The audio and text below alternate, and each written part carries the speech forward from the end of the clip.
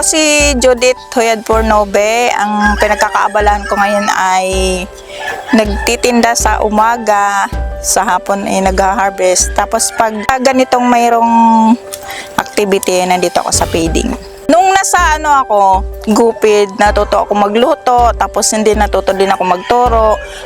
Talagang doon mo malalaman na talagang ang sarap palang tumulong or mag-volunteer ka sa ganito.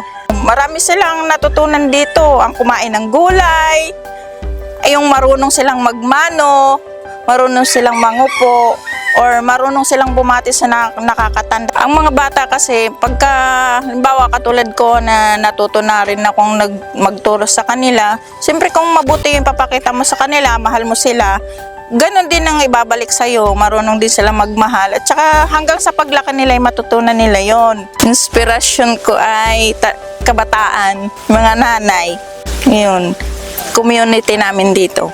Dahil sa gupid is marami talagang pangyayari na hindi namin inaasahan. Tsaka isa pa, ang gupid talagang napakalaking tulong dito sa aming community. Ako si Judith Huyad Pornobe and I am proud gupid partner in nourishing the future.